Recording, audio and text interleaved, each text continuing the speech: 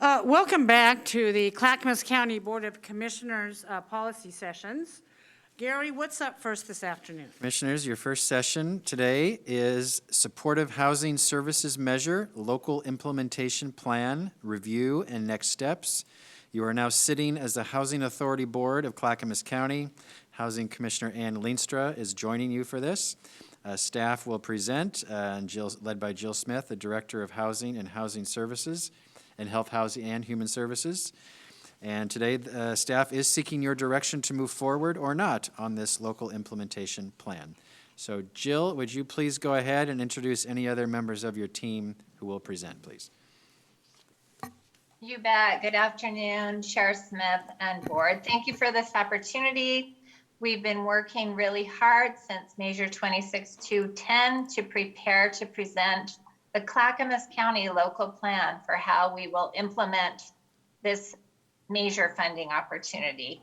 Today with me, I've got 3 members from our local planning committee that will be talking for just a few minutes each about their experience. They actually were integral partners in creating the plan that's in front of you for consideration. I actually am going to turn the time over to them right after I finish introducing this topic, and they can introduce themselves and tell you about what their role is. Really quick, before we do that, I want to let you know staff is seeking board approval of the Clackamas County Supportive Housing Services Local Implementation Plan. We'll refer to it as the LIP. Upon approval, this plan will go before the Supportive Housing Services Regional Oversight Committee, which includes 5 members from each jurisdiction, for their review and hopefully their approval to refer it on to Metro Council for final approval and adoption so funding can begin to flow. And I'd love to turn it over to, I don't know if there's a planned order. Tabitha, Bridget. Tabitha, you want to start us off? Yes, thank you, Jill. Hi, my name is Tabitha Alajmi. I am the Food Operations Manager at Clackamas Service Center. So I want to say thank you to the commissioners and housing committee members for having us here today. I'll get right into mine. Being a part of the group that created the LIP was a privilege and allowed me to not only bring forth my expertise, but to learn and grow from my fellow group members. The development of the LIP was thoughtful and an equitable process that brought together a group of people that was representative of the service provider community in Clackamas County. One thing that I truly valued about this plan is that it has been a community-driven process since its inception. It began with a robust community engagement process, including a series of focus groups and a survey of more than 116 community members. Those engagement activities are what informed us on what our existing gaps are in the system, barriers that people experience, and what investments truly need to be prioritized. And all of that is reflected within the LIP. Another vital aspect that stood out to me is the continued prioritization of not only engaging with stakeholders, but holding specific emphasis on the engagement of communities of color, thus ensuring an inclusive decision-making process going forward. Which will be further upheld by the Continuum of Care Steering Committee that will provide oversight for the duration of the implementation process, with a priority of those with lived experience holding membership on the committee. One of my last points is that this was built by providers for providers. The LIP is a great example of what it means to truly serve our community in an equitable and efficient manner that leaves no one out of the conversation and shows the potential of what it looks like when we fully uplift providers and programming in Clackamas County. And I'll just end on an acknowledgement that this is merely just the first step, and that we are asking for board approval so that we can continue to do the next steps and continue, and we can only do that once we get your approval and we continue on the next phase of work. And personally, as a service provider who's put in many hours on this, I'm really anxious to be able to continue to move forward. And I'm really uplifted by the fact that 40 businesses and 102 community leaders gave overwhelming support. And our community is telling us that they want comprehensive house of services, and they also believe in the plan. And so I think it's our responsibility to listen, and I really do look forward to your support today. Thank you. Jeff? Thanks, Fahid. Thank you for having me. My name is Jeff Gage, and I am a resident of Hillside Manor, which is a Clackamas County housing property. First off, I've never done anything like this before, so forgive me if my notes are a little bit not as prepared as well as Tabitha's were. First off, my family has been in Clackamas County since 1877. And I'm a proud great-great-grandfather, son of Charles Mink, who was a Clackamas County Commissioner from 1888 to 1892. Besides honoring the legacy, I offered to join the steering committee due to my current residency as a Hillside Manor resident, as well as my taking part in a rental assistance program through my employer. I work part-time for Southeast Works, which is under the WorkSource Portland Metro umbrella.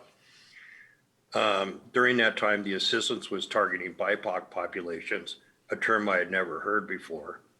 One of my tasks was to interview prospective beneficiaries of the rent assistance programs, and the two most frequent comments I heard were, "I can't believe you're doing this for me because no one reaches out." And the second one was, "If not for this assistance, I would be homeless." From this point, the term BIPOC has been with me quite a bit, and I've learned a lot more reasons why that populations need to be prioritized for housing. I was surprised when I got selected for this committee, but any apprehension was doused by finding out my experience with near homelessness as a disabled person. I've been disabled since the year 2002. How my experience could aid in this process and in helping serve marginalized populations. I found that other members of the committee brought a level of diversity and knowledge to the table, and what impressed me the most was our ability to check our egos at the door and respectfully listen to each other and come together through brainstorming solutions for a change, and it would seem to be a common thirst for that change among us. The elements of the process that were most significant or meaningful to me was going over the history of our region in housing and other things, and what has led to racial inequities.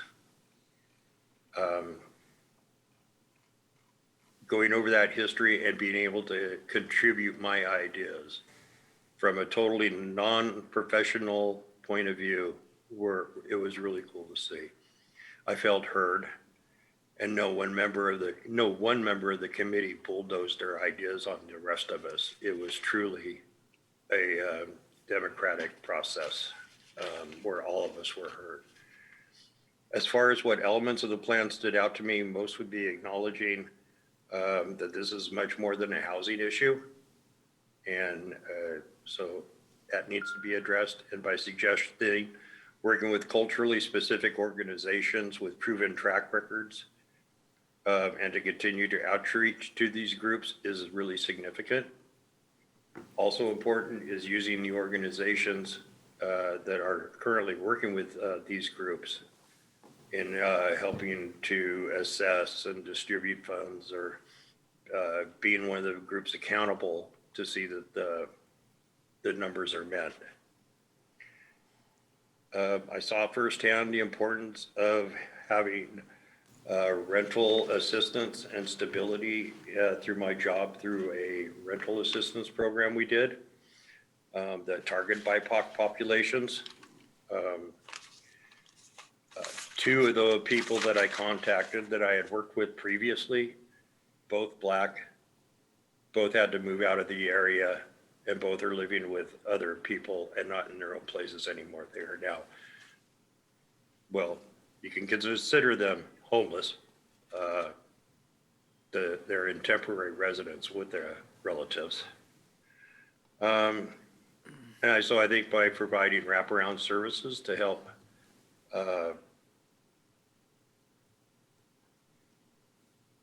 these groups, besides the housing, to have employment services, mental health services, things along those natures will be really beneficial for people to keep their where they live. So in my community at Hillside Manor, I have seen the need for better racial inclusion and look forward to seeing more residents of color. Not only are they deserving of the same benefit and services I've had, I'd welcome the increased exposure to these communities. So thank you for listening, and I hope you support the plan we came up with. Thank you. Thank you, Jeff. Bridget, Daisy? Hi, thank you, Vahid, and thank you, Chair Smith and Commissioners and the Housing Board for providing us time to share about our experiences on the county's local implementation planning team for the Metro Measure. I'm Bridget Daisy, Executive Director of Clackamas Workforce Partnership, the area's nonprofit local workforce development board. I had the honor and privilege of serving on this group. First, the staff for the county truly listened and incorporated feedback from each member of the team. The process was inclusive, transparent, democratic, and interactive. The facilitators kept us engaged and moving forward, which was no easy task since the meetings were held early evenings. I would also like to highlight the potential for true systems change with this measure, how our systems serve people and how responsive, efficient, and effective they are is significant to addressing the incredible need. We have to do better by the people who struggle with chronic houselessness or are on the brink of despair. Also, regional efforts make sense. Many industries and sectors are reeling from the fallout from the crises of the past year, especially as it relates to their people power or workforce. Clackamas Workforce Partnership has partnered with other regional local workforce boards for over a decade and attests to the need to be more regional. We promote the need for local solutions that include a mindfulness that we are part of a bigger community. People commute and employers recruit from all over the area, so no one cares about our jurisdictional boundaries as much as the government and public services. We need significant investments in solutions that break these cycles of housing insecurity and include more prevention strategies. These funds are meant to do what we know is possible and right, in addition to helping address the years of lacking or limited support. The lens of racial justice embedded in this plan is essential and long overdue. Everyone stands to benefit when we focus first on those who have been disproportionately impacted by wealth inequality and the absence of representative power. The plan emphasizes the foundational work of building opportunities, culturally specific behavioral health supports, and growing capacity of area nonprofits and community-based organizations in Clackamas County and the surrounding area. Lastly, I am also pleased to see the accountability and transparency will be at the forefront of decision-making and governance. Again, I appreciate your time and leadership and will be thrilled to support with the entirety of the public workforce system this measure's success. Thank you. Thank you so much to our committee members. I had the honor of serving alongside them as the H3S staff representative, and I learned so much. I'm going to turn it over to Vahid Brown to take us through very quickly high-level overview of the process, the requirements of this plan, and then we want to turn it over to you because I'm sure you have questions that we'd love to address.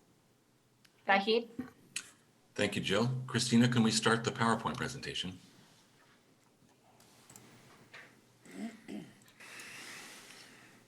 And for the record, I'm Vahid Brown with the Housing Authority. I'm going to walk quickly through a brief presentation.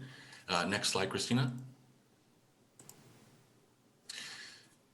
Homelessness in Clackamas County, as we know, commissioners, is a crisis and has been for many years. This is some information about the kind of most current data on the numbers of people experiencing homelessness in our community. The need and the numbers are also covered in our plan.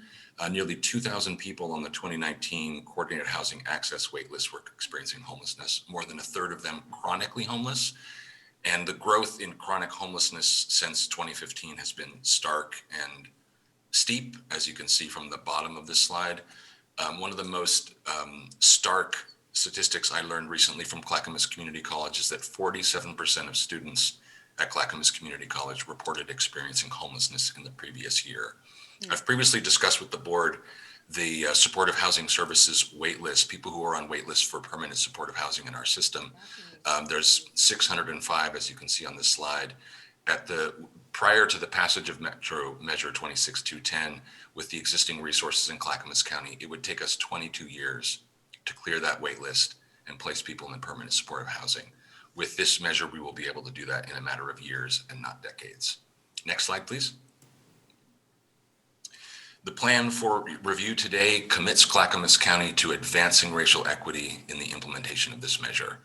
And we do that because social inequalities, all of these listed on this slide on the left, negatively impact people's housing outcomes and experiences of housing insecurity and homelessness. And we could consider them each separately and as isolated social inequalities, but what cuts across all of them is racial inequality. Racial inequality intersects all social inequalities, and as an intersecting factor, worsens outcomes for people in a uniquely disproportionate way. So this measure and our approach to advancing racial equity recognizes this intersectionality of race and racial inequality and centers advancing race equity as a core component of the plan. The plan provides an analysis of racial inequities currently in our housing and homelessness system and articulates strategies to address them and to end inequities, racial inequities, in how we serve people experiencing acute poverty and housing instability. Next slide, please. This slide indicates the demographic makeup of Clackamas County and communities that are most racially and ethnically diverse in Clackamas County. As you can see, from Happy Valley to Malino, the top 5 most racially and ethnically diverse communities in Clackamas County are listed here. 4 of the 5 are within the UGB. So where we see our most diverse communities, and Happy Valley stands out as being more than twice as racially diverse as the county overall, are communities within the area that this measure will serve. Next slide, please. I think that Tabitha spoke very eloquently about the depth and breadth of our community engagement, so I won't belabor this, but the staff and our excellent steering committee has engaged in 6 months of extensive engagement across the community with the public, an emphasis on hearing the voices of communities of color and people with lived experience, with the business community, the faith community, the provider community, law enforcement. We spoke to a lot of groups and advisory bodies, and all of that input has informed the plan.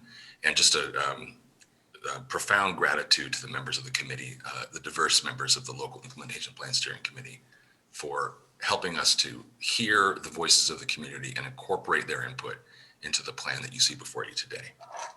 Next slide, please. The plan itself is a high-level document that articulates strategies and produces analyses required by the measure as indicated here. We have discussed these required elements before. I'm not going to go into these at length, but the plan does respond to all of the required elements listed as in more. It articulates a strategy for the equitable distribution of resources within the UGB. It provides an analysis of racial disparities, disparities in access and outcomes in our current system, how communities of color and specific groups were considered and incorporated into the process, a plan for regional coordination, and a plan for tracking and reporting outcomes and metrics. Next slide, please. The plan on page 24 of the draft before you articulates our first year phase 1 goals for the measure. These are broken out by population A, which is the priority service population of this measure, and that is people experiencing or at risk of experiencing long-term homelessness who have a disabling condition, and 1/4 of the revenues are dedicated to services for people in population B, which is folks who are or at risk of experiencing homelessness. And these service types are broken out in this way according to the way they're broken out in the measure itself. And these are the goals that are articulated in our plan for each of these services. And we can return to these goals and how we came up with these later in this presentation. Next slide, please. So today is the dark blue square. We have done extensive community engagement. With the help of our local plan, we have developed, our local steering committee, we've developed a draft of the plan. It voted unanimously to bring it before the Housing Authority Board, which we are doing today. And With the housing authority board's review and approval, it would move to the regional oversight committee that Jill described, that would then recommend the plan to be included as an addendum in an intergovernmental agreement between Clackamas County and Metro, which would then define the implementation of the program come July. We're also concurrently doing a procurement, or we will shortly issue a procurement by the Housing Authority for services to meet the goals of the plan. And our Continuum of Care Steering Committee will review and score applications and responses to that procurement to provide the services that will meet the goals of our plan. And those recommendations will come back to the Housing Authority Board for approval, and subsequent contracts would be executed with those providers that submitted proposals and would begin and be ready to get us moving towards our goals right away once the intergovernmental agreement is finalized. Next slide. I want to share with the board a brief video of a member of our community who speaks from a place of experience that is really core and central to what this measure is attempting to do. He comes from and speaks from an experience that is the measure's intention to provide the kinds of services and supports. He describes in this video the LEAD program. And for the commissioner's information who may not be familiar with that acronym, that stands for Law Enforcement Assisted Diversion Program, which is a partnership between Health, Housing, and Human Services, the District Attorney's Office, the Sheriff's Department, which diverts people experiencing homelessness from arrest for crimes associated with poverty and homelessness towards engagement with ongoing supportive services with case management providers from Central City Concern, many of whom themselves have lived experience of homelessness, addiction, and justice system involvement. And with that, let's hear the voice of Guy Baptiste. I am Guy Baptiste. I'm from New Orleans, Louisiana. Came here in 1978. I was 13. And I did a lot of work in warehouse and food and transportation. I used to be a truck driver. And all of those things failed. Well, I started sofa surfing, excuse me. And from there, it was all downhill. Houselessness in Clackamas didn't really start for me until the year 2000. That would start with my friend having to do community service at the Clackamas Center. I met my caseworker with City Central Concern out in front of the Clackamas Service Center. After I met him, we actually, took a little time to talk and get to know each other before he told me more about the Clackamas LEAD program. There was some things that I had to accomplish, and I was negative about it. I'm like, yeah, here's another program that's going to blow up in my face.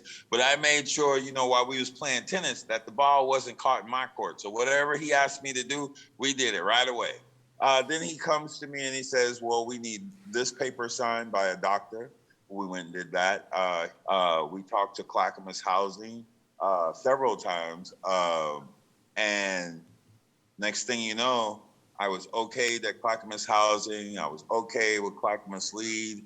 I found an apartment. I came and seen the place, and then somebody gave me some keys. The next thing you know, I was using them in the door. And next thing you know, I need a whole bunch of stuff like, a chair.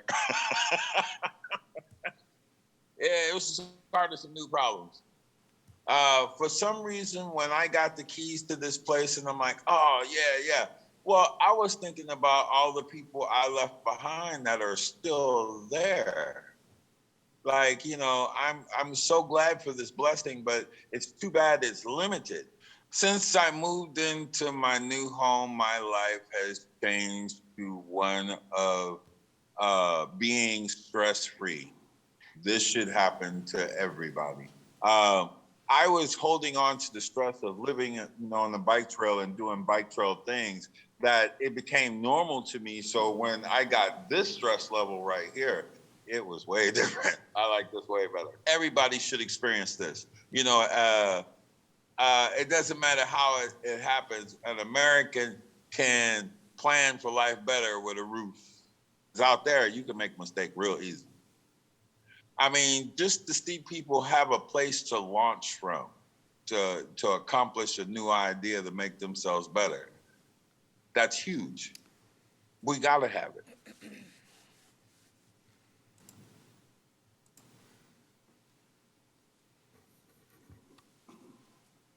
Excellent way to wrap up this presentation and open it up to you for questions of us or the committee members. Thank you, Jill. I appreciate this. I appreciate this very long report that we're going to consider today. I want to remind commissioners, if you can scroll down, I went way past it, on the recommendations of what we're being asked today to do, and there's 3 recommendations. And what this paper has done and this presentation has done is in compliance with what is required for us to move forward to secure the bonding that the taxpayers are paying for, correct, Jill? Yes, exactly. And many of the details, when we get down and dirty, many of the details and the how-tos are yet to come, correct? Yes, this is a high-level plan addressing required elements. It's not a work plan. Right. We did include a very high-level budget because we were asked to do so. Again, it is not a work plan or a working budget. And I just want to remind our commissioners before we, I think the desire or temptation is for us to dive deeper. What about this or what about this? Excuse me. But for this presentation, I just want to remind us, if we could keep our questions, real high level, and in any of the details that I know that are yet to come, maybe we could submit those questions to staff and have them answered as we go forward. And I'm sure this is not going to be our last presentation on this topic. Gary, are we sitting as the Housing Authority Board? Yes, you are. We are, okay. I must have missed that, thank you. So with that in mind, commissioners, do we have any questions or comments? Commissioner Scholl. Yes. For Gary Schmidt, do you feel that the local implementation plan can be administered without adding FTEs to the county staff? No, I do not. Okay. And that's part of the plan, Jill. There is, this funding coming from the bond allows us to hire staff to make sure we can implement this program. Okay. The measure. Jill, can you just real quickly answer that for the commissioner, please? Absolutely. 5% of the funding is authorized. Well, actually, they don't limit us, but we have chosen to not take more than 5% to put together just basically an administrative oversight team. This is a lot of funding flowing through our county, and we are obligated to contract it out, provide training, oversight, data analysis, reporting, and that is what the team that we will be hiring is doing. We've brought on 3 members. We're going to need some more folks. Once this is fully implemented, we anticipate about $52 million a year for a duration of 10 years. We want to do this well. Any more questions, Commissioner Scholl? No. Yeah. No, thank you. Christina? I have Commissioner Savas in the queue. Commissioner Savas, questions? Sure. Well, I appreciate your counsel there, Commissioner Smith. And I also want to acknowledge all the hard work and the dedication that all of the volunteers and task force and committee members have done on this work. And I don't really actually see, realizing again that it's a high level document, I really don't see anything in the implementation plan that, would necessarily jump out at me and say, this is questionable or this is a problem. And Jill, I also want to thank you for trying to get me some of the, the structure, if you will, and the IGA, the draft IGA that our legal folks are working on. And I also appreciate some of the people that have reached out to me by phone, and we've had conversations who are members of this group that have brought us to this point. So, and not only your work and volunteering, but your expertise and your experiences are all unique and extremely valued. So, kudos to all the great work. So I don't please don't misinterpret my, my questions or curiosity. It's just my nature. Good Lord wired me this way, I think. So with that said, I'm trying to get a big picture. Again, staying high level, trying to get a big picture of where we're going. So Jill, early on in the presentation, you mentioned that we need to get this LIP approved by the committee, Metro's committee, and then ultimately by the Metro Council, and then the money will flow. Okay. So following those steps, does the work plan come after the money flows? So I think the work plan will have to come in alignment with that money flowing. The plan in front of you is a 1-year plan. And really year 1 is going to be a planning year. We just are very committed to pushing this funding out as quickly as possible with our initial goals that are in the plan. We're going to learn and grow as we implement this work. And so I would anticipate we can bring you a more detailed work plan, likely within 3 to 6 months of implementation. Right now, as Vahid mentioned, we're putting together an RFP seeking services. We really want this funding out the door July 1st, if possible. We want to start helping people. We're acting in a crisis. Luckily, this is a 10-year measure. We have time to make amendments, and we will be coming before you, Commissioner Savas, with every contract.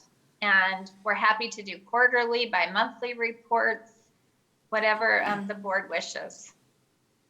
Yeah, okay. So, yeah, I'm trying to get my head wrapped around the money and the timing and the commitments and also the requirements. And Jill, you mentioned in the email that you sent me that the IGA, the draft IGA, will probably see substantial reworking and so forth. So, but again, I think what I did draw out of the IGA is the intent and the responsibility that comes with it. So when does the IGA need to be approved? Funding will not flow until the IGA is approved. So ideally before June 30th, we're pushing hard for that. There are quite a few areas that we will be negotiating in partnership with the jurisdiction regionally. We're all in alignment and agreement. Okay, and what level of detail do you think the work plan that sounds like will come afterwards? What level of detail do you think that will have? No, I don't want to. The detail would align with our goals, the numbers that are in the plan, and I think you would see detail that includes the responses to the proposals we receive as a result of the RFP. For example, we know behavioral health services are critical on these housing placement teams, whether you're doing outreach to homeless folks or placing folks in housing and keeping them there. So we have prioritized and actually added points to our RFP for those who apply with a request for clinical behavioral health services as part of their package. So we're trying to incent specific services to apply and be able to be funded. And I think that will help us to create the work plan in alignment with our goals. We are very dependent on our providers. Yeah, you gotta, this is one of those, the idiom there, build a plane as you fly it, so to speak, right? So exactly. You can together, and so that is going to be very, very challenging. But I will tell you that I really was a little bit not taken aback. I mean, everything that's in the IGA is actually things that I would expect to happen but and it's responsible for the Metro Council, frankly. So I'm not. This is not a reflection. I think it's very responsible for Metro to have all those stringent requirements as I see them written, and the clawback provisions that I see in the IGA. So, their intent is correct in the sense that I think it's warranted. These are taxpayer dollars. There's a responsibility for them.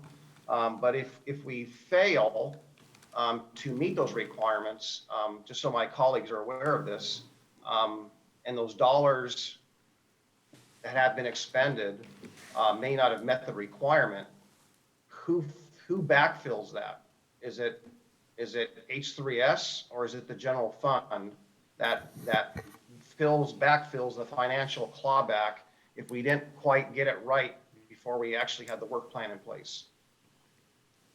I don't think I can answer that. I'll have to look at the area of the plan you're referencing. I'm just not clear on the question. Vahid, can you answer that? Yeah, I think that the question relates to the draft intergovernmental agreement, and which does include, kind of, as Commissioner Savas mentioned, provisions for suspension of funding. I'm looking down at the draft. So there's a right to withhold payments, and there is a measure in the current draft that relates to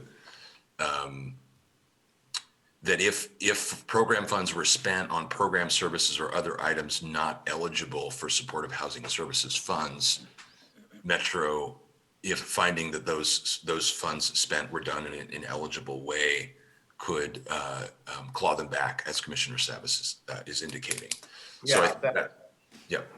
Yeah, thank you, Vahid. That's section 18.1, 18.2, 21.1, and 21.2 are those four sightings of the IGA that really talk about that. So I'm just kind of concerned that we'll be actually perhaps spending the monies without really having clear guidance about how we can legally spend the monies. And so that's why I want to see all the pieces come together.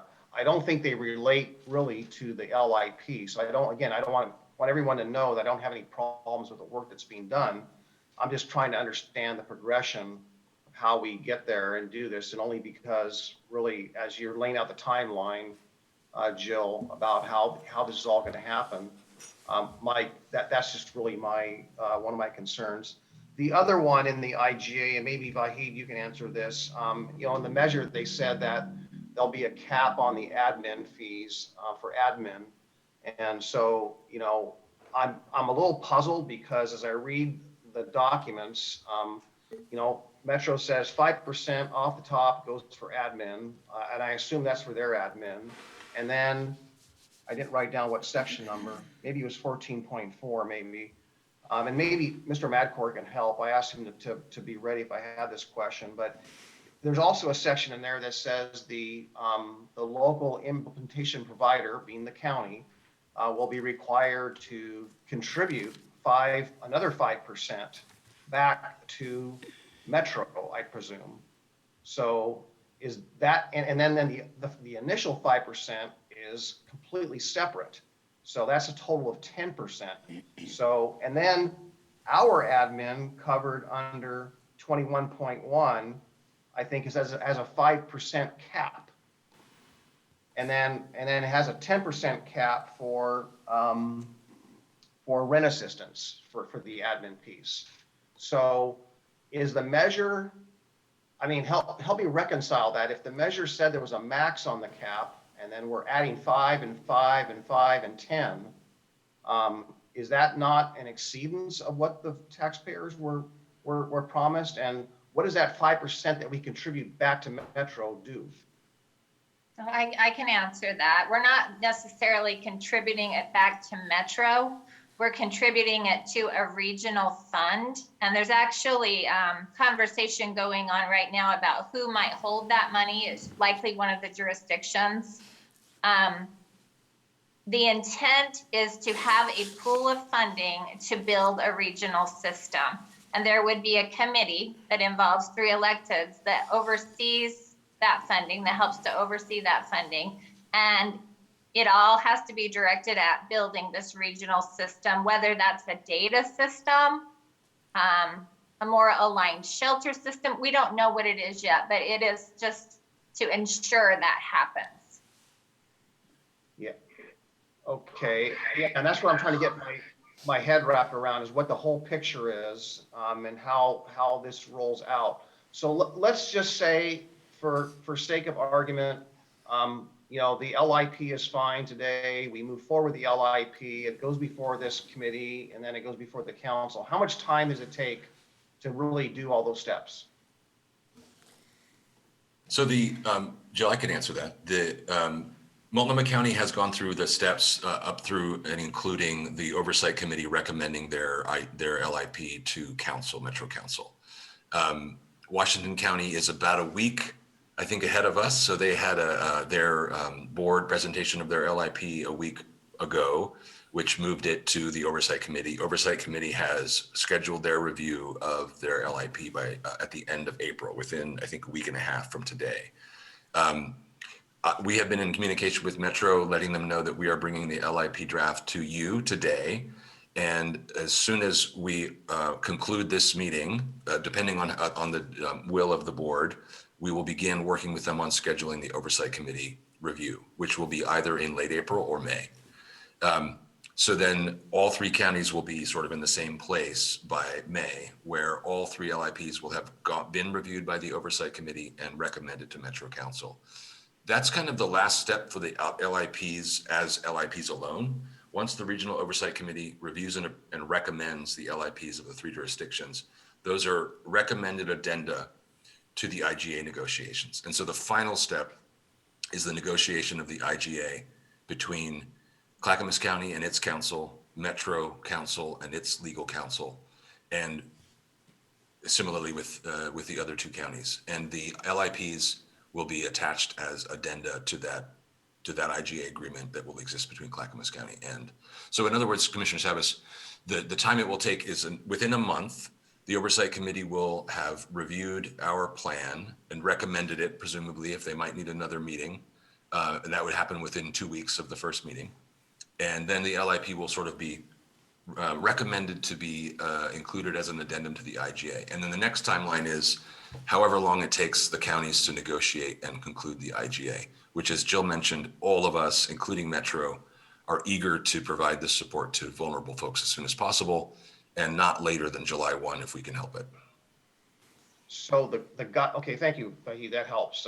Very excellent response to my question. So the guidance, because the LIP does not have that detail of what's eligible, what's not eligible, and the work plan should probably have that, but that will come after the funding. So what guidance will everyone have to know what is eligible, what's not eligible? Is it simply the IGA? Because the IGA that's crafted does not have anything about any of that kind of detail. So we're flying blind right there at that point? Just a question. Go ahead and respond, Vahid. I think so the current draft of the IGA does provide answers to that question as such, right, as it is today. But as Jill mentioned, the three counties are going to negotiate the terms of the IGA. So the draft that you have seen and that we have seen may differ in its final completed form. But in its current iteration, that IGA does require a detailed work plan within 30 days of the disbursement of funds, as well as a budget that Metro Council would review. So the intent on the expenditure of funds, the specificity with respect to programs that would be funded with those funds would all be included in those submissions within 30 days of the disbursement of funds. So they say by the end of July, assuming there's a July 1 execution. I think that the concerns about uncertainties with respect to the IGA in its current iteration those are the sorts of things that I think the three counties and their respective council are going to bring to the negotiations with Metro to ensure that those are all ironed out in the IGA. Yeah, well, I think we all want to see these dollars go out and the services provided to those in need yesterday. I mean, tomorrow, immediately, right, as fast as possible. So it seems incumbent upon us to really provide, the CBOs and the nonprofits and everyone with the guidance they need to make sure that number one, they're not stuck with non-payment or partial payment, right? And we're not stuck with filling a gap or a need with funds we haven't even identified if we don't have qualifying if the dollars spent don't qualify ultimately. It's almost like you're asked to basically travel down the highway and get there as fast as you can, but there's no speed limit signs. And then they're going to send you a ticket in the mail, and you're going to find out later on what the speed limit was. It's like, what is the guidance? And again, I'm not critical that there's no guidance in the LIP about those details, but that comes with the money, or it should come with the money. But that sounds like, so I said what I said. So the work plan, is the work plan for the Clackamas County going to be approved by Metro and the county and all the agencies? Who approves the work plan? Well, if the IGA as written were to be the IGA that is executed, then yes, they would be approved by the Housing Authority Board and Metro, the work plan.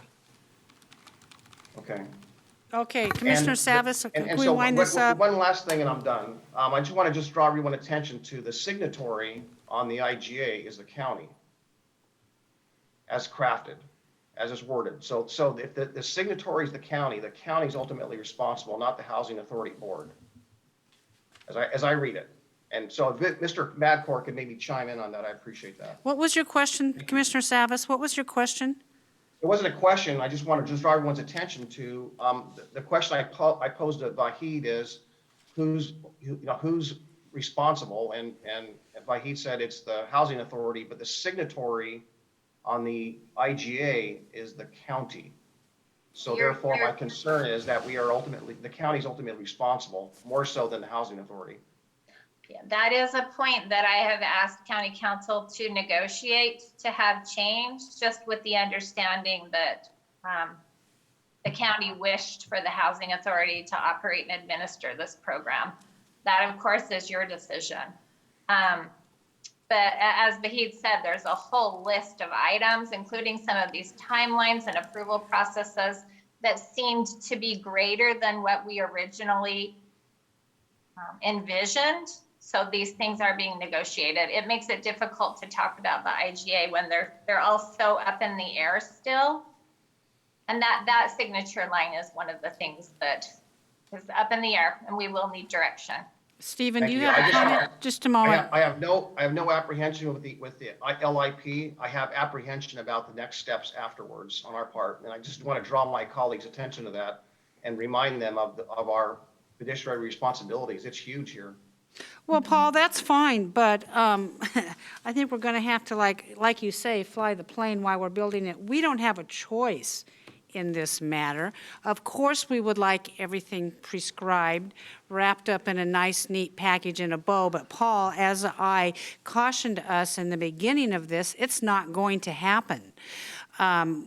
I don't think there's any preemptive action or decisions that we can take today that's going to set up the future. We were going to have to deal with the situations as they come to us, I think, as best as we can. Stephen, do you have a comment about anything that Commissioner Savas asked? Commissioners, I will say that Andrew Naylor, he's in the audience, and he is the one who's negotiating it on behalf of the Housing Authority and with my office. And he does report that they are in the middle of negotiations with Metro, and Metro is being challenging with the negotiation. But we are in the negotiation stage. Thank you very much. I appreciate that. Christina, there's a light on. Commissioner Fisher has her hand Commissioner raised. Fisher. Yeah, thank you, Chair Smith. I want to just frame this a little bit. Today, we're talking about the local implementation plan, and the negotiations for the intergovernmental agreement are occurring, and that will be before us later. I am absolutely confident, as I've been involved with this. Gosh, how long's it been, Jill? Has it been 2 years? Since 2003 years?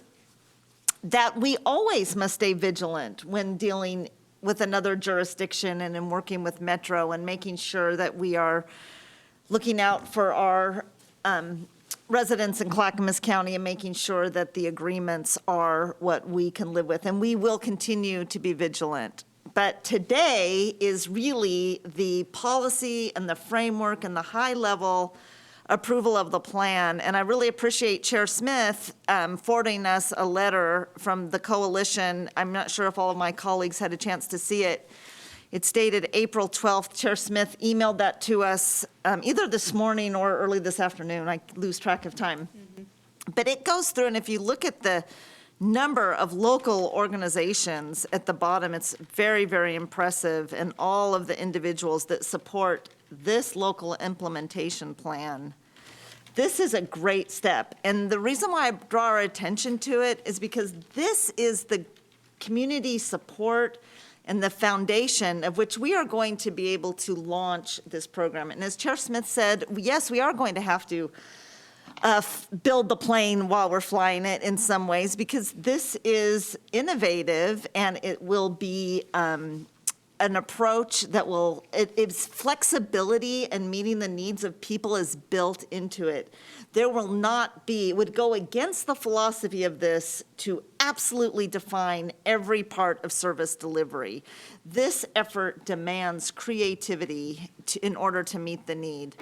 So I am super excited for this to be before the board and all the hard work of the folks on this commission and our staff and the local implementation plan. I am really looking forward to us passing this today.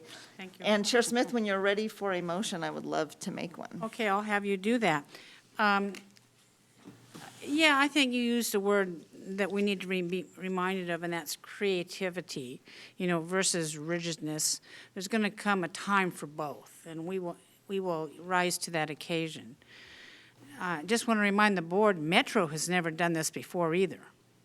Mm-hmm. So I think it's probably going to be just as big a learning experience for them as it is for us, and this is a tri-county effort. I'm certain that Multnomah and Washington counties have the same amount of angst as we do signing these agreements and moving forward. And Jill is shaking her head yes. So we're really all in this together.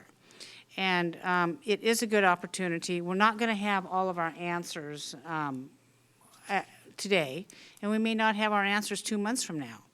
But we will do the best we can to get those before we absolutely commit and the bottom line. Christina? Commissioner Savas has his hand raised. Commissioner Savas. Yeah, like I mentioned earlier, I don't have any problems with the LIP. I don't have any issues with that at all. I just want to reiterate that my concern is that until this moment, till even today, even this moment, we even had my questions responded to, I'm still trying to gather a clear picture of what we've got before us coming down the road. Why don't you call Metro? And I know that people out there want to see these dollars on the ground as soon as possible, but again, I'm just flagging this as a big issue ahead, not anything to impede the approval of the LIP today and the letter supporting it, all of that. We have the responsibility for these dollars. It's 25 million that we're going to be responsible for. So guidance is going to be incredibly important. Well, I don't think that we're ready to abrogate any of our responsibilities on that, Commissioner Savas. We all have the same amount of angst as you do, but as has been said before, I think we need to move on. Any other commissioners have any other comments? Commissioner Schrader, you've been silent. Are you okay? I'm okay with this. Commissioner Fisher, I'll entertain your motion. Thank you, Chair Smith. I move that we approve the Clackamas County Supporting Housing Local Implementation Plan, LIP, for referral to the Regional Oversight Committee for review, which is option 1 of the staff report. Second. It has been moved by Commissioner Fisher and seconded by Commissioner Schrader. Any further discussion on this? Seeing none, Christina, can you call the poll, please? Yes, I'm going to go ahead and call Commissioner Leenstra first, if you want to unmute yourself. Maybe I'll come back to her. I see that she's still muted, so I'll run through the gamut, then I'll come back to her. Commissioner Fisher? Aye. Commissioner Savas? Aye. Commissioner Schrader? Aye. Commissioner Scholl? Aye. And Chair Smith? Aye. And I still don't see that it's unmuted, so. Well, let's wait for her. She needs to vote. And if you can, I believe it's star 9 to unmute yourself? Or pound 9? I thought it was star 6. I think star 6 is to raise your hand, which she has. Did she raise her hand in an affirmative vote? Well, it's just a raised hand, so I'm not sure if I can. Keep working with her to try to unmute it. We have time. And if you can try star 9.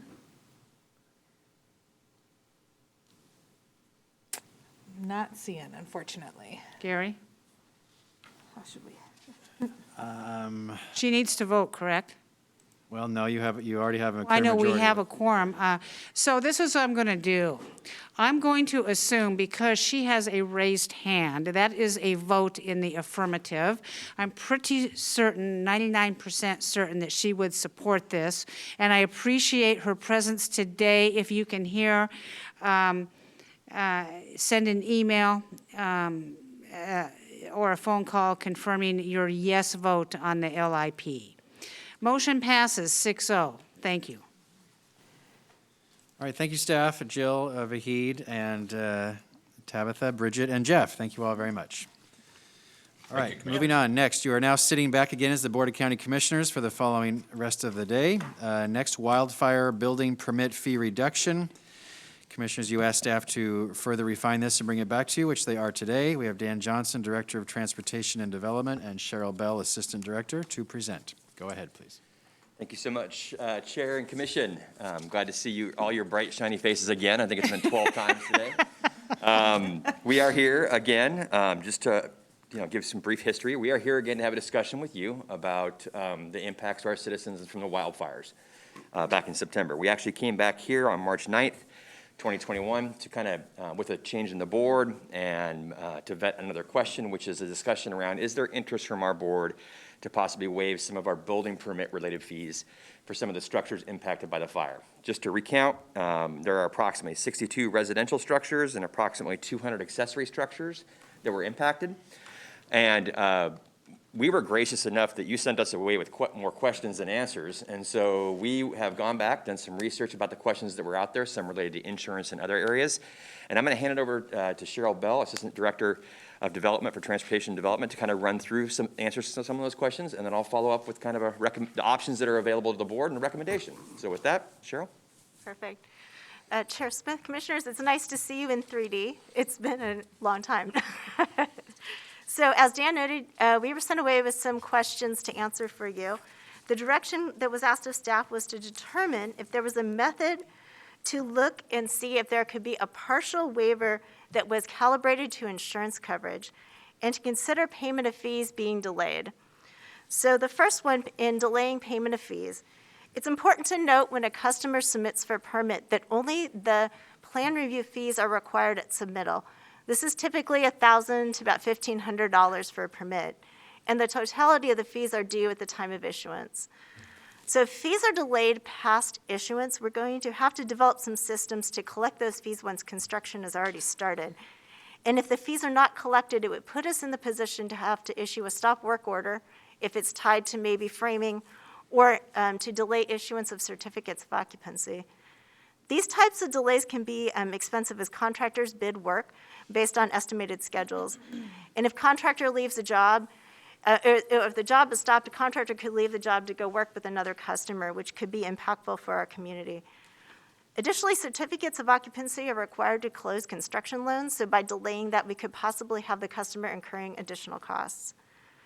So with customers being able to submit for plan review with limited fees, and to avoid stopping construction and delaying occupancy, which can be incredibly disruptive for the customer, we would recommend not delaying fees as part of this proposal.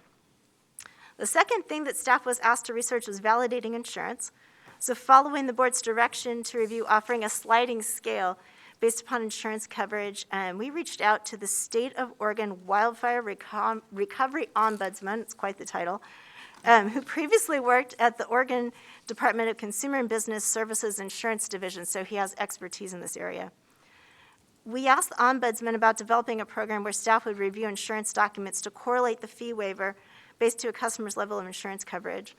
And in these discussions, he explained that this is a pretty challenging thing to do, that the insurance documents are not similar, they're very complex. It would be difficult to teach staff to be able to do this task. Mm-hmm. He additionally shared, which is something I didn't know, that the full package that is offered to a customer for a replacement dwelling is determined pretty much after construction has already started and very well underway. So staff truly wouldn't have enough information at the time of permit issuance to be able to determine if a sliding scale was even feasible. So in light of our research into these areas, we developed a proposal we believe addresses the concerns over insurance and the cost of permitting, but wouldn't make the process overly complex to administer or place construction barriers on our customer.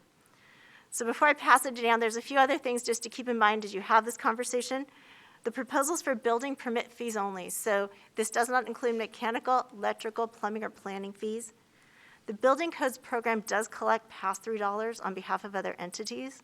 For example, if somebody adds square footage, construction excise tax would be applied, and we cannot waive these. Building permit fees are covered in the cost of insurance. So if the waivers are approved, with the building codes program being fee-for-service dedicated fund, we wouldn't be offsetting these with any other funds.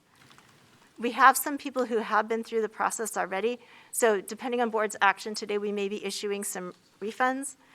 And lastly, during your conversation last time, there was discussion on agricultural buildings, and I just wanted to make you aware that buildings that are on agriculturally zoned land that are for the business of farming, forestry, or equine uses do qualify for an agricultural exemption, which means no building permit fee would be required, no building permits required, and the waivers are provided at no cost to the customer. So when you're considering the outbuildings in that scenario, agricultural buildings are exempt. So with that, I'm going to pass it to Dan to explain our kind of layered system that we're proposing. So there are a variety of things to consider, and in relation to the discussion around whether or not an individual is insured or not, what we've developed is this concept around an affidavit. So they would basically, if we had an individual approach the county and provide us the statement or assertion that they had no insurance, we would work with county council to develop some sort of an affidavit that this individual would sign to affirm that they had no insurance. That's about the extent of which we can, taking our citizens at face value and in a truthful conversation that they have no insurance. So what you're going to see here is basically 5 different options. And I want to remind the board that this discussion around assistance has taken a variety of different forms throughout the state. For example, you've got Marion County who's decided to waive the fees while you've got Jackson County who has not. And so we're trying to kind of balance what we're hearing from our board, which is a concern for those that are uninsured. And then secondly, other concerns from our board, which is the use of public funds and public dollars and how to use them efficiently and effectively. And so we provided you with 5 options. I'm going to read through those. Option number 1, direct staff to move forward with a fee waiver and affidavit program to waive 100% of all building permit fees for wildfire impacted customers who just lack insurance. Okay? The second is direct staff to move forward with a fee waiver and affidavit program to waive 100% of all building permit fees for wildfire impacted customers who lack insurance and 50% of all building permit fees for customers who have insurance. 3 is direct staff to move forward with a fee waiver and affidavit program to waive 100% of all building permit fees for wildfire impacted customers who lack insurance and 50% of single-family residents, stick-built manufactured homes, permit fees for customers who have insurance. 4 is the direct staff to move forward with a fee waiver and affidavit program as amended during this policy session. And last is to choose not to move forward with a fee waiver program at this time. Staff has assessed and made estimates within your staff report. I mean, I'm gonna be very frank with you. Some of those estimates about uninsured versus insured are a wag. They're just best available information, which is none, to be frank. But we've kind of assessed kind of what the impact fees would be to the revenue. And our recommendation is option 3. And option 3 is direct staff to move forward with a fee waiver and affidavit program to waive 100% of all building permit fees for wildfire impacted customers who lack insurance and 50% of the single family residence permit fee for customers who have insurance. We'd be glad to answer any questions you might have. Okay, I have some concerns with option 3. Okay. Realistically speaking, if somebody doesn't have insurance, you think they're going to rebuild their house? I mean, really bored. I think we sent back Dan and that department with an impossible task. The people that Martha and I toured in these vicinities are not people with millions of dollars sticking out of their ears, thinking that they can go rebuild, a $400,000 home without insurance reimbursement. Secondly, how does insurance work? Now, my experience and the people I've talked to said, in a fire, yes, they'll replace my house, My house is valued at replacement costs, for instance. And replacement costs, Sonia, being an attorney, if you ever read the fine print, and I have a whole experience with that. Your house is valued at $500,000. We'll pay $500,000 minus some depreciation here and there. Oh yeah, we'll pay for your building permit, but it's going to be included in the $500,000 minus depreciation.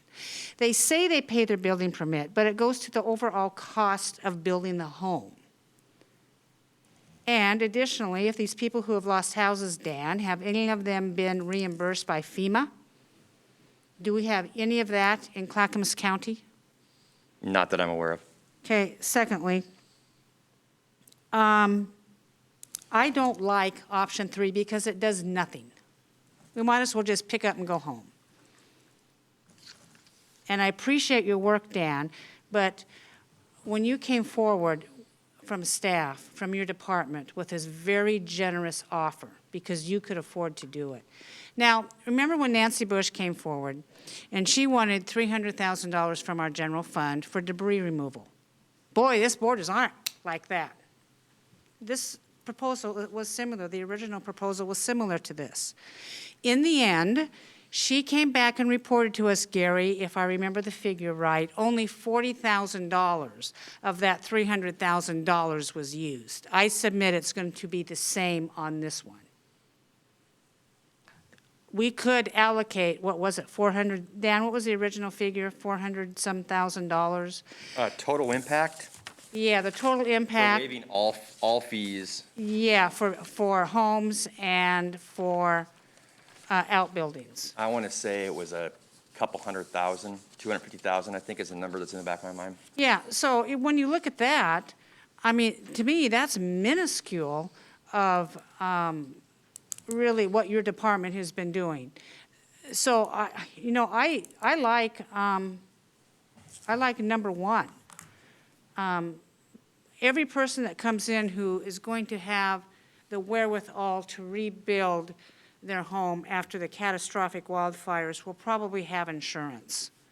And they're going to say, well, yeah, I'm here because my insurance company is going to pay for it. And additionally, you always have out-of-pocket costs because you are never, ever, ever fully reimbursed for your loss. It just doesn't happen in this modern society. So to me, for this board to assume that people are going to rebuild their homes without insurance and think that we're going to waive their fees if they don't have insurance, I think it's a fool's gesture, personally. There's a light on. I have in the queue Commissioner Savas and then Commissioner Fisher. Commissioner Savas. You're muted, Commissioner Savas. Commissioner Savas, you are on mute. Thank you, Chair. You saved me a lot of work in making some arguments here. So I too am in favor of option 1. Thank you, Commissioner Savas. I appreciate your brevity. Commissioner Fisher, are you in? Yeah, I have a question. So Dan, if people, they don't get any help from FEMA if they've lost their house? So I guess I'm curious about that because when Nancy comes and gives us all the numbers of all of the wildfires and how many people have asked for assistance and just going through that whole process, I'm thinking I've understood this incorrectly. I know debris with FEMA. I don't know replacement costs for residential housing. Okay. And so I couldn't speak to any level. I'm not sure if Gary can, or we can get a hold of Nancy. Maybe she can give us some insight to that. But I'm not aware of it. I'm not personally aware of programs to do replacement housing on some of those areas. Because there are properties that are not insured that people lose that they've lived in and they're at a tremendous loss. And so that just really concerns me that the federal government doesn't step in and help people in that very Well, the reason why catastrophic I raised that question is when I testified before the legislature on this very topic. And I waited in the queue for an hour, but I listened to the people who were impacted in Jackson County and Douglas County, real citizens. And it took so long because they went over their 3 or 4 minutes, and it was just really an emotional dump. These people were distraught because they evidently either did not have insurance or enough insurance. And the big complaint was FEMA is not helping us whatsoever to rebuild our homes. And I heard that time and time again.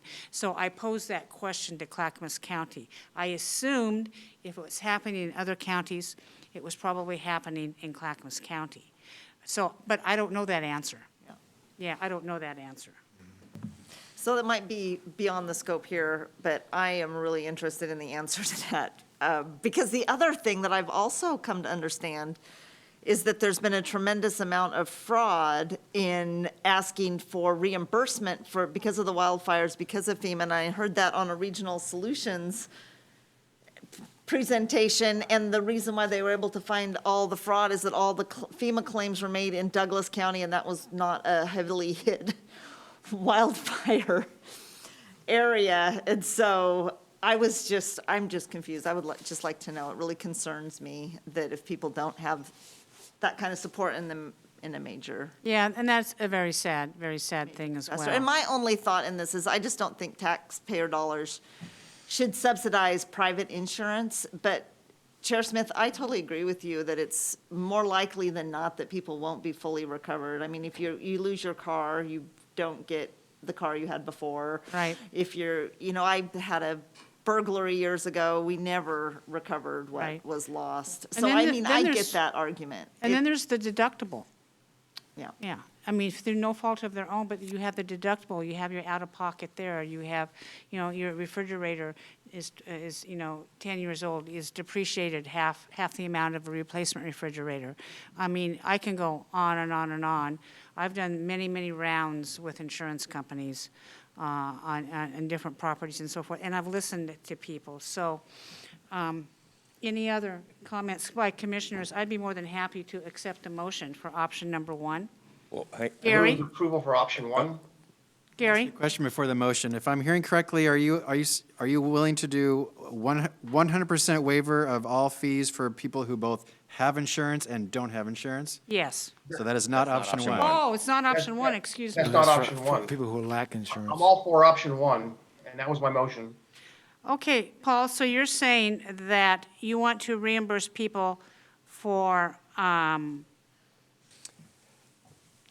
who do not have insurance? Well, yeah, option one, like, I was following what you were saying, so when Yeah. you supported option one, that was the one I was favoring. Yeah, and I misunderstood that.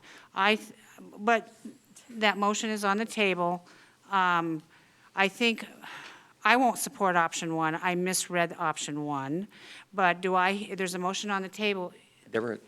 Is there a second for option one? See, I no, will second that, but I really want to hear what Dan has to say. If we can take a 2-second recess, I can find out from Nancy your specific question around the FEMA assistance. If that's a benefit to this discussion. I mean, it's absolutely how I will vote. I mean, I will change my vote based on that answer.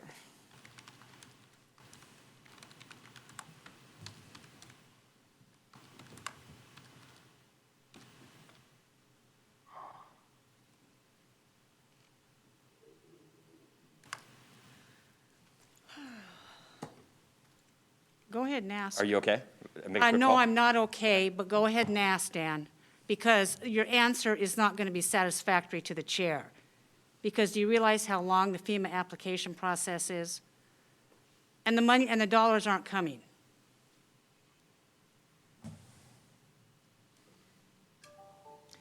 We're supposed to be doing good for people. Giving 100% reimbursement for somebody who doesn't have insurance, who won't, in all probability, not rebuild their home, is nothing. I do not support number one. Paul, number one is written to waive 100% of all building permit fees for people who lack insurance. My point is, people who lack insurance probably will not be rebuilding their homes. So what do you want us to do? If for those people, what is it that you're asking? Because you want us to build their home? No, what I'm saying is, I think that the county should reimburse people who have insurance. So how does that help the people who don't have insurance? Put both languages in there, for people who don't have No, insurance how does or that who help have people insurance. who don't have insurance? Please answer me that question.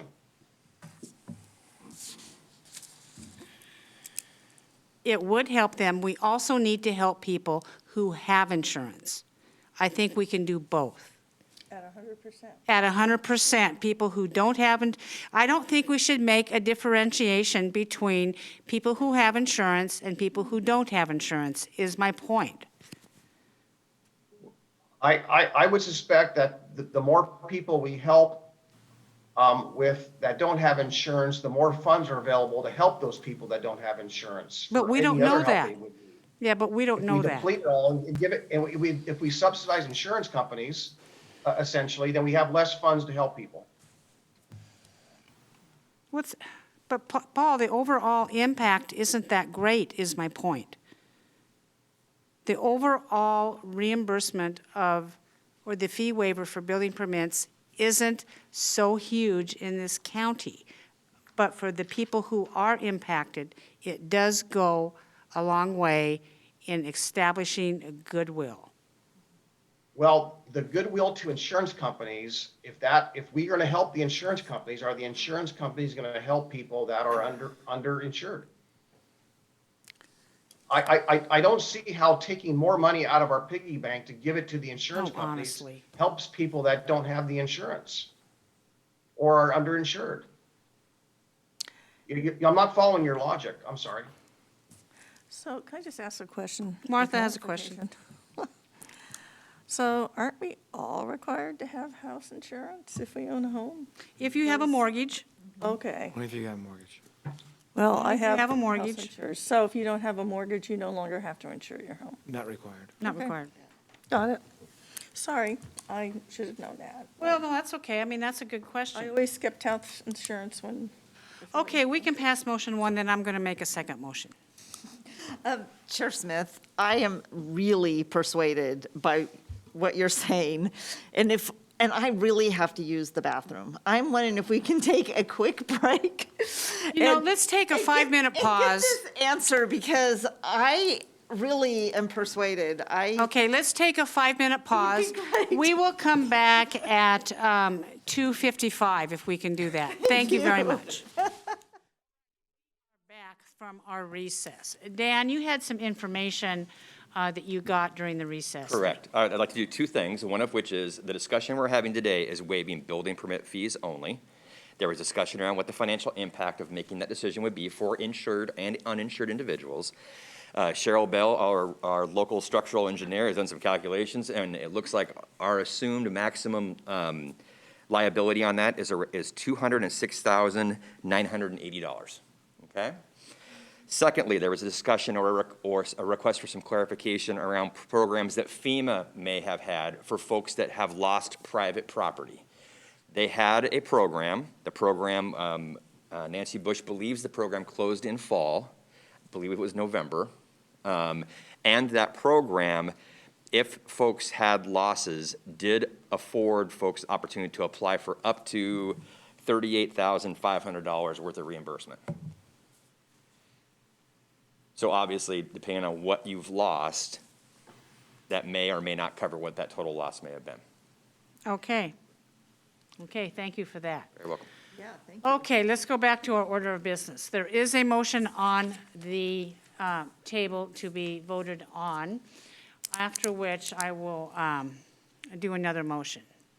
Any more discussion on the motion to approve option 1? Christina, call the poll. Okay, Commissioner Fisher? I'm going to say aye, but I'm going to reserve the opportunity to change my vote to a nay, depending on what Commissioner Smith's motion is. Okay. Commissioner Savas? Aye. Commissioner Schrader? No, no. Okay, Commissioner Scholl? Nay. And Chair Smith? And I vote no, the motion fails. Board, I would like us to consider the language in option 1 to waive 100% of all building permit fees for wildfire impacted customers who lack insurance and who have insurance. That is the motion I would like us to consider. Commissioner Scholl, move. I would move. Thank you. Do I hear a second? Commissioner Scholl has moved the motion, as I stated, 100% reimbursement of building fees for people who have insurance and who do not have insurance, been seconded by Commissioner Schrader. I see a red light on Christina. Commissioner Fisher has her hand up. Commissioner Fisher, yes. Yeah, so I still have a concern about us subsidizing insurance companies. And so I don't know if there could be, and I don't want us to go to great lengths and use tremendous amount of staff time, like you had put in the staff report. But I'm just wondering if people are receiving full reimbursement for their property. I just don't think, in principle, the taxpayers should pay for that. So if there's any type of qualification in policy that we can say for those who are receiving full reimbursement will not have building fees waived, I would be fine with that. Are we giving staff additional instruction? I don't know how you, the problem is, Sonia, I agree with you 100%. We should not be subsidizing insurance companies and letting them skid by. But I will say this, I had an insurance claim because of the wildfire damage, okay? I have never been so pleased in my life. I could not believe what they covered. My deductible was waived. They didn't even consider depreciation on any of my appliances. I had appliances replaced. I had this replaced. I had this replaced. The insurance adjuster came out and said, "Did you lose your electricity?" I says, "Yeah, we were over, 2 weeks without power." She says, "Well, I'm sure your refrigerator and your dishwasher are no longer operational." Well, sure enough, my dishwasher blew up. And it was not that old. I did not pay any of that. The insurance companies were very good. They replaced things. Basically, the adjuster came out to me and said, "We're going to throw money at you," was her exact quote.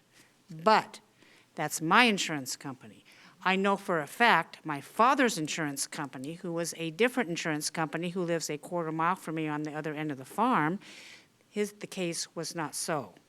So I do think that, but it depends on your insurance company.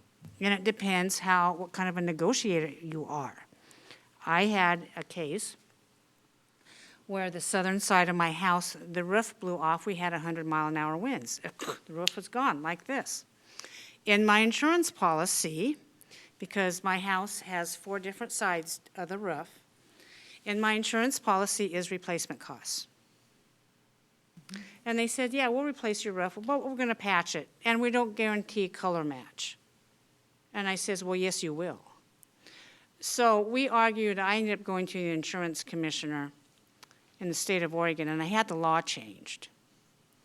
Because if you replace part of your roof with a different color and, it's all spotty, it's diminished value. It really is. And I had replacement costs, and the insurance company, which I'm no longer insured with them anymore, tried to get out of it. And it was basically, when it came down to who can intimidate whom the most, is what it came down to. And no person should ever have to go through that after a catastrophic wildfire. No person should ever have to go through what I had to go through on my roof. However, what I went through on my wildfire recovery, and my house did not burn. I had extensive smoke damage. I was very fortunate. They were very good.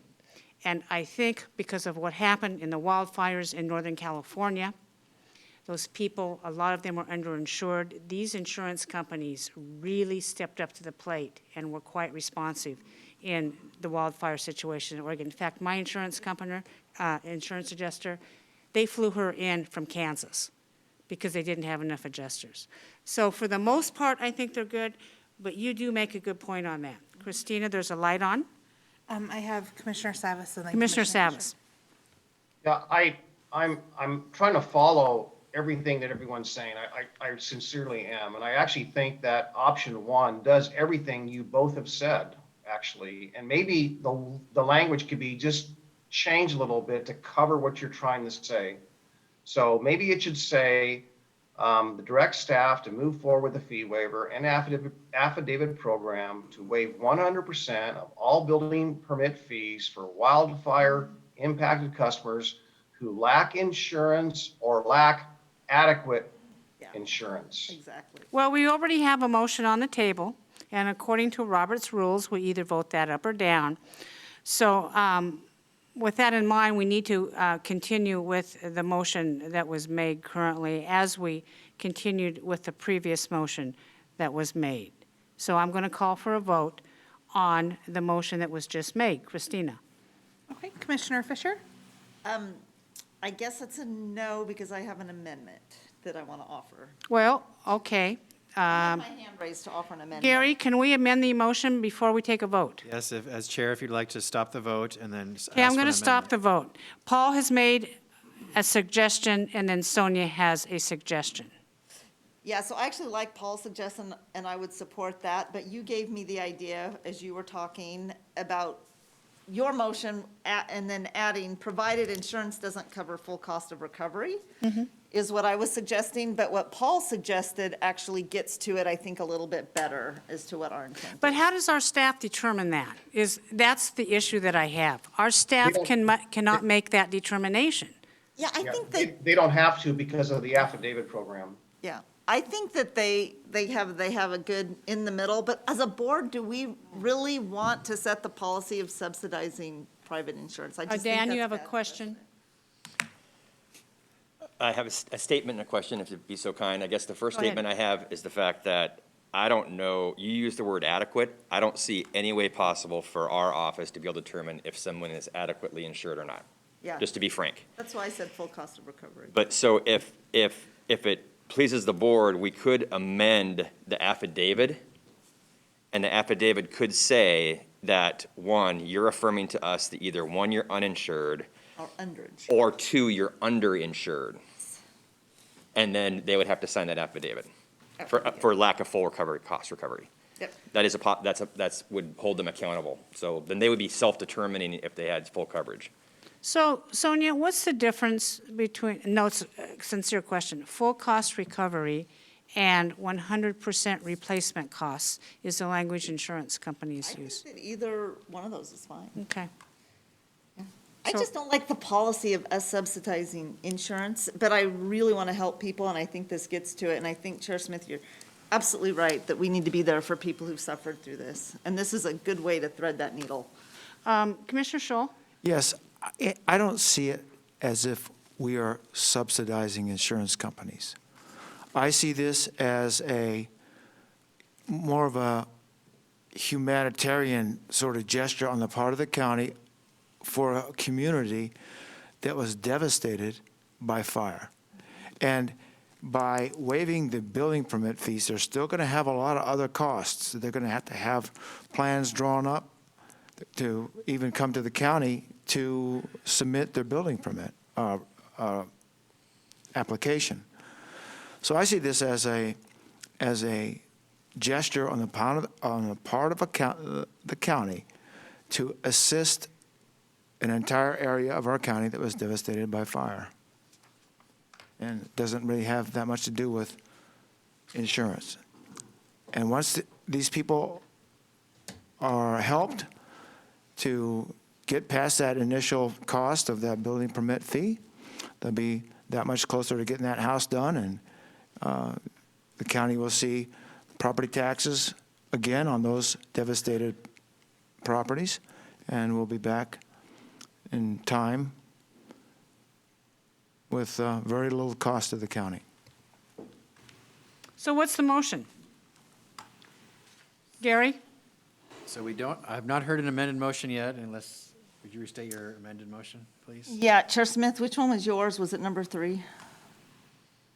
No, it was number. Hers was number 1. but Number adding the 1, okay, words- okay. Yeah, with additions. And then just to add, at the end of that, provided insurance doesn't cover full cost of recovery. And you added the words underinsured? It says, Could do that. who lack insurance or who are underinsured That's good. And then they can do it by affidavit. I like that. That's cleaner. or who are underinsured. Yep. So, direct staff to move forward, to waive 100% building permit fees who impacted customers who lack insurance or who are underinsured. That's better. I Is like that okay for you? Yes, I will make Okay, that do I hear a second? I second that. Okay, there's been a motion made by Commissioner Fisher and seconded by Commissioner Scholl. Is the motion clear for staff and Gary? Yes. Clear for you, Dan, Cheryl? Yep. Clear for me, yep. And Chair Smith, may I make a comment before we vote?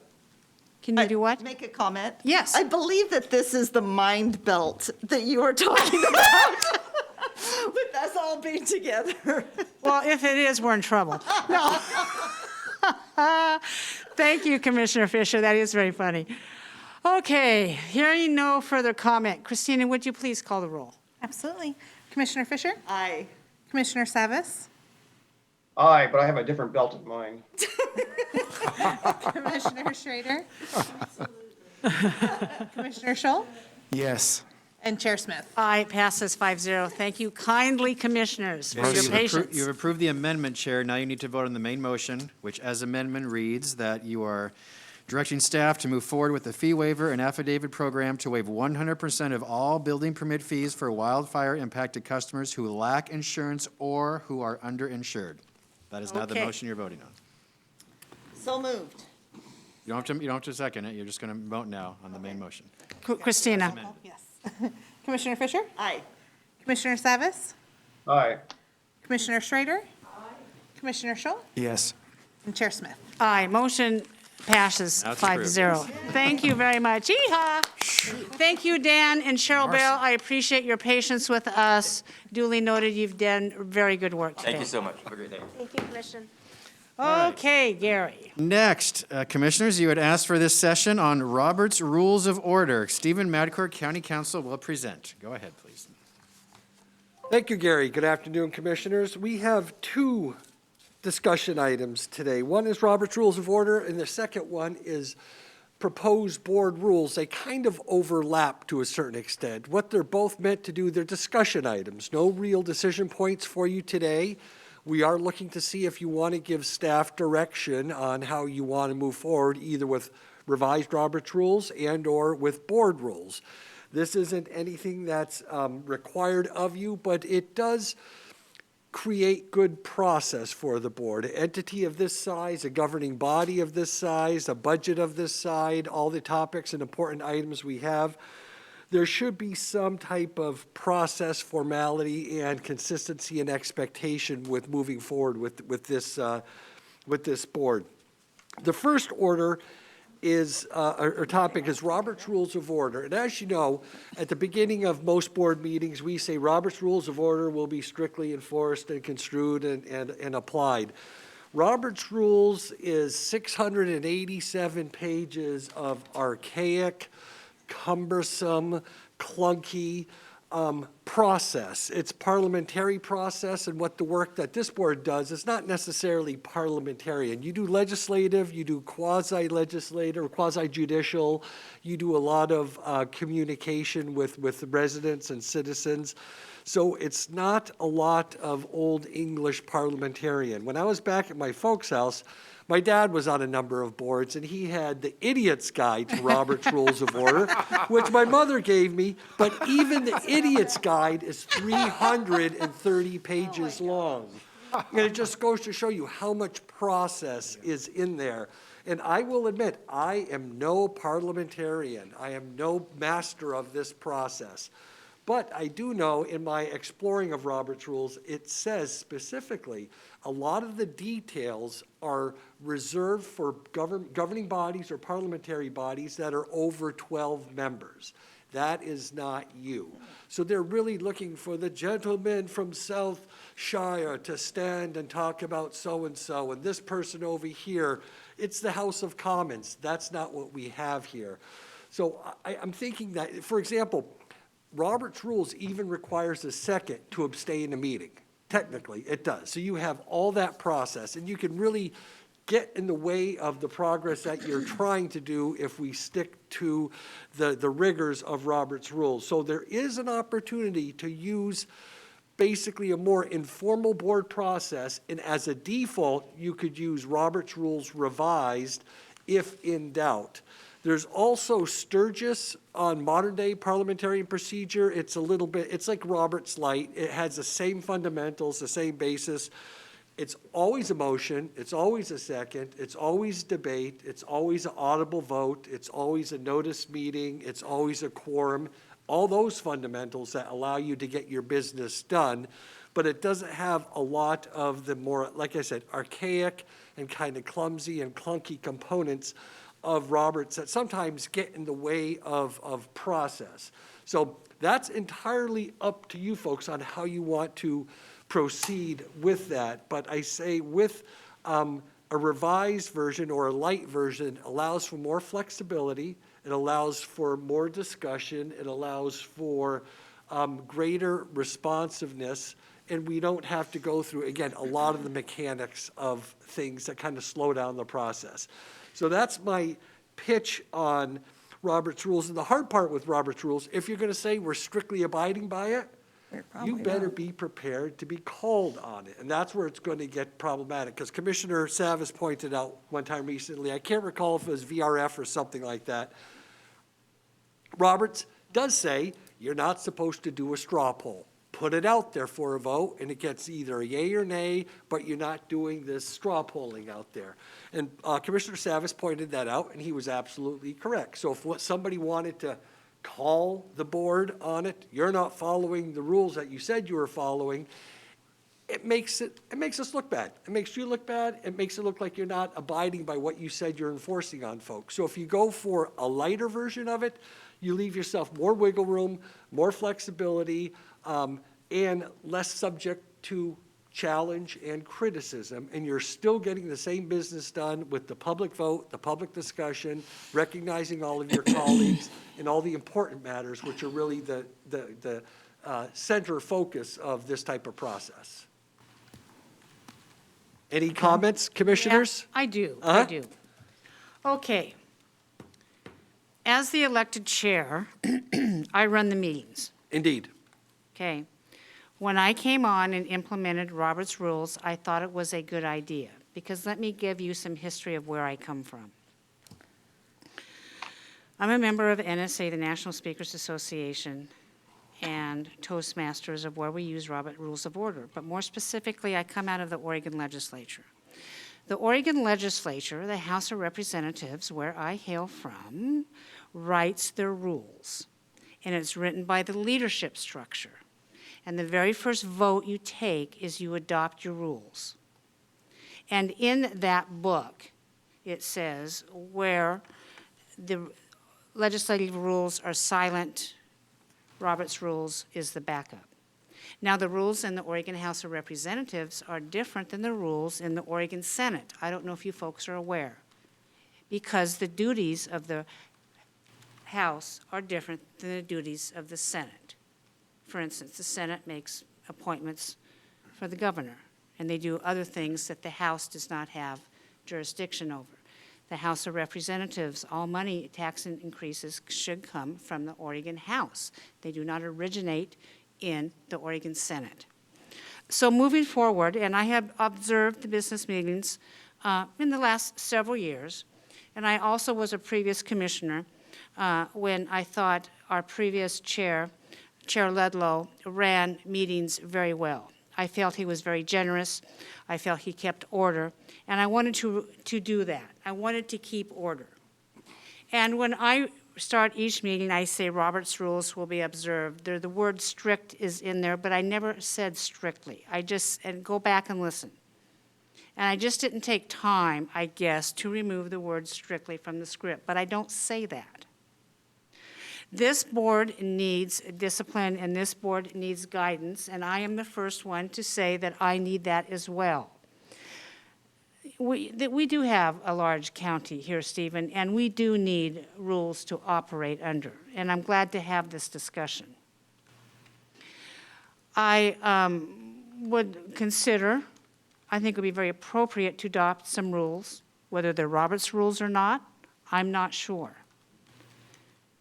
But I don't think that we should have this as an intent to discredit anybody, to discredit any of our members in participating in this discussion of how they were used in the past. I think if we're going to have a healthy, holistic discussion in operating these rules, we take into account today what we want to accomplish today as we go forward in the future.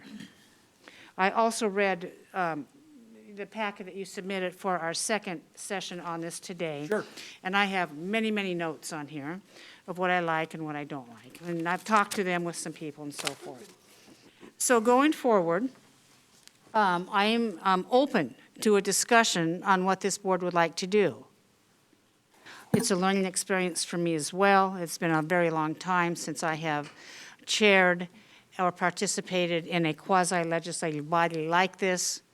But I think since January, this board has accomplished a lot within the rules that we've been operating on.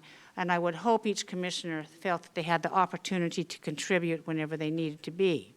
As far as issues coming forward, any commissioner can put anything on the table for discussion, as Gary has said. And as far as motions are made, motions are adjusted to do whatever we need to do. With that in mind, Christina, I see a red light on. I have Commissioner Savas and then Commissioner Fisher. Commissioner Savas. Yeah, thank you, Chair. I agree a lot with what you said. And looking ahead and looking forward, I think that, well, just give you a little bit of background, and it won't take very long here. So my 25 years in working on boards and following, in local government, following Robert's Rules type of organization and adopting rules and getting rules, whether it's this session or the next one on board rules, is something that's, it's paramount. And that was way back then in little tiny water districts. We're in the big leagues. I think we need to have some clean rules for both how we operate our meetings and both the board itself. So I'm an advocate of that. So years back, and I could probably dig up a copy, but in the Oregon revised ORSs regarding public meetings law, there was a draft recommended Sturgis Rules of Order that was, was recommended as a model. And so Sturgis Light, or call it Robert's Rules Light, I think that is appropriate. I'm happy to either dig that up, or maybe Mr. Madcore has access to that, but in complete agreement with a lighter version and nothing that is so, 680 pages. It's just overbearing, and that just takes up just wastes a lot of time. So with that, I just suggest we do that. Sturgis Light or Robert's Rules Light, that is similar to that version recommended by the state of Oregon. Thank you for that, Commissioner Savas. It is Stephen, you submitted, it was at Clackamas County. That's correct for board rules, yeah. And so you read that and what, you liked it? You thought it was appropriate? It gives direction, it gives consistency. Somebody could open it up and know what to expect. Okay. All of your ABCs, for example, have bylaws, every single one of them, because you insist upon it, the board does. And the interesting thing, this board doesn't have bylaws, and that's what these, at a minimum, the rules that we have here, they're just drafts. These are just drafts. It's cobbled together. These rules of board meetings, of agendas, of process, of notice, that's essentially your bylaws. It's your internal operating procedure. So at a minimum, we should have something like that. So it has occurred to me, we're talking possibly two different items. We have the meeting rules, the meetings that we have here, and then we have board rules. Right. Now, are those separate? Are you talking about two different entities? Well, two different sets of documents. One is just process, like your Robert's Rules, you don't need to So have it. process is what we do here, those are meeting rules. Correcto, yep, yes. Okay, is this for Sonia Fisher? Yeah. Commissioner Fisher, you have some comments? Yeah, so I like the going light, whatever. I'm just now learning about Sturgis. I didn't know about it. I'm Googling it and looking at it. They have a nice chart in here online. It's kind of like similar to the one that Gary gave us in the beginning that has the basic motions and who can do it and when you can do it and when it's appropriate. And so I like us doing a light version, and we could do a bylaws, that would be good. But I don't want us to get too rigid. And quite frankly, ever since I've been able to have this little computer here and be able to put my button on, and Chair Smith knows that I'm in queue, we haven't had any issues or challenges with, I think, meetings being run very well, very fair. Everybody gets a chance to speak, and we fixed that issue. It was a technical issue. It was a technical issue, and now that that's resolved, I mean, when we even brought this up, I was I had concerns about how things, but it was a technical issue, so. I don't want us, I like straw polls, honestly. I would not want us to, like how we did it for the vehicle registration fee. I do not want us to get so rigid that we can't be flexible like that. And I would never want us to get so rigid that we can't have open discussion on issues and share all of our perspectives. I think that's really important.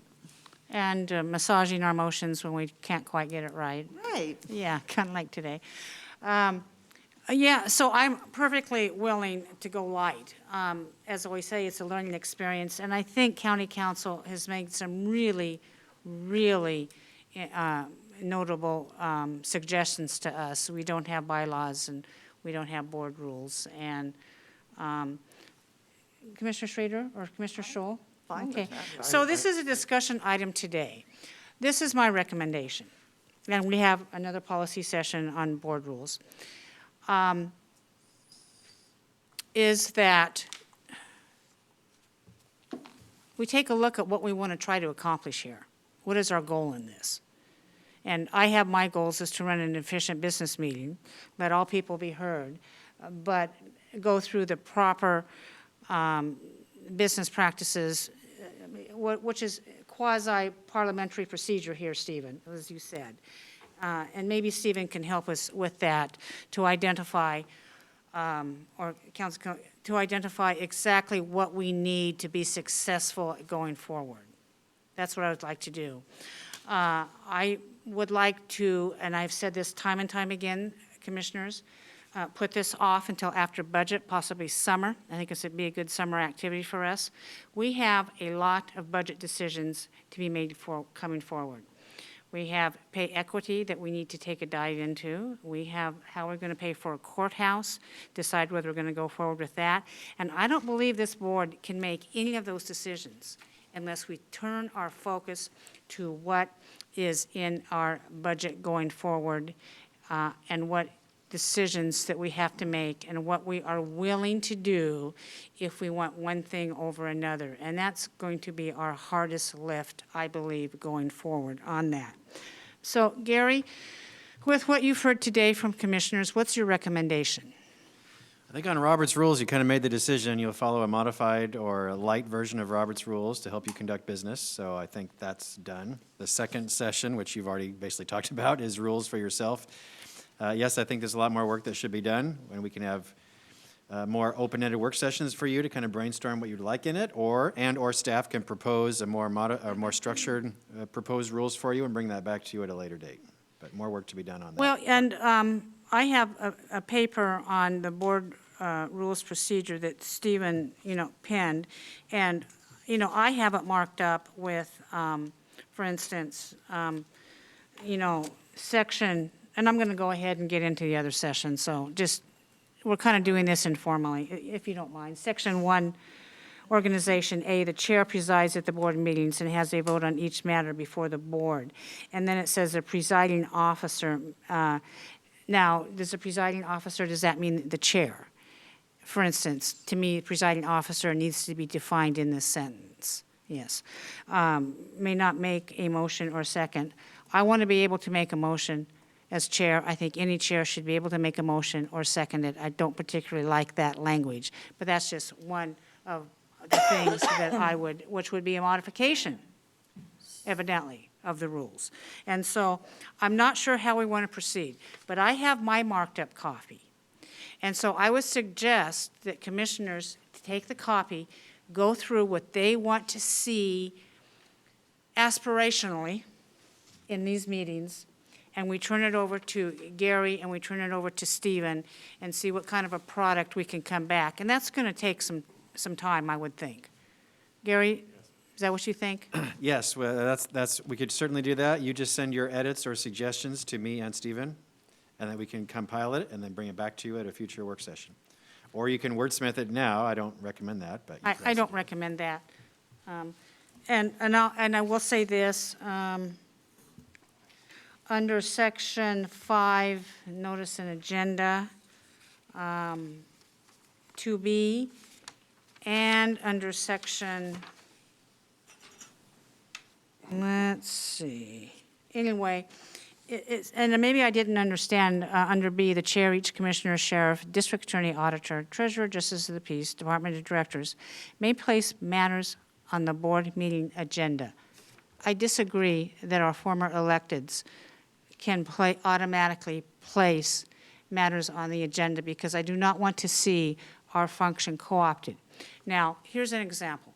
Our sheriff, Angie Brandenburg, came to me and said, I want to, the levy is up for renewal, it's going to expire, but I want to run a 12-cent increase and I would like to do it in May.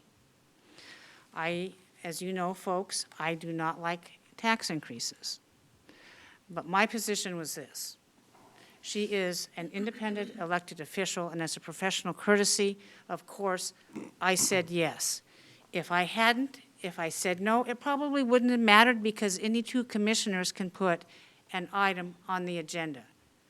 So if any of our electeds need to put something on the agenda, I think they can do it. We do not need to have that particular statement in writing. That's just a couple of things that I've noticed in this draft. Where are you again? I'm just trying to follow. Page 2 at the Page bottom. 2, Section 5, B. Okay, all right. Yes, section, notice and agenda. yeah. That's Okay. just one thing. So that's, I see a light on. Christina, Commissioner Savas has his hand Commissioner up. Savas. Yeah, I spotted that too, but what I did not do, knowing there wasn't enough time, I didn't mark up anything per se. I did see a lot of things I wanted to see corrected, but I thought we would do that in the future. But I'm happy to take that, like you suggested, Chair, and forward a marked up version maybe of that with my suggestions. If we all did that, maybe we can give Mr. Madcore a head start. Yeah, and then too, knowing that would not be the final document, that we may need to go back and massage it some more. Heck, and maybe we need to revisit this next year too, since obviously we haven't had bylaws and the other jurisdictions may be ahead of us on this. I'd be curious to know what the other statutory counties do now. Is Clatsop County statutory, Stephen? Their charter.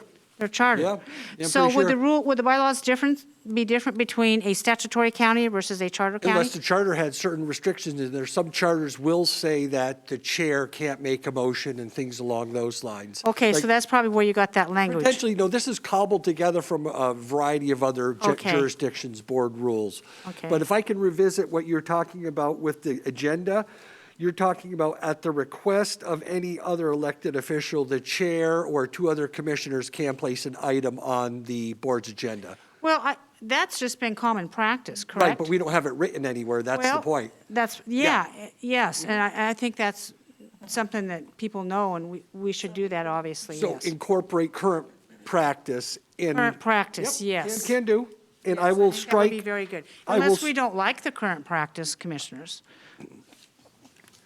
well, that's in your code already, so it's Yeah. just basically reaffirming that. And that's another thing. When the commission, when Clackamas County went from 3 commissioners to 5, some of the rules changed, correct? Yep. I don't think drastically. Well, they no. did because the chair isn't elected. So yes, Martha, the Oh, well, rules did chair's- change. The chair is elected, And the chair has certain duties, and that's to run the meeting and set the agenda.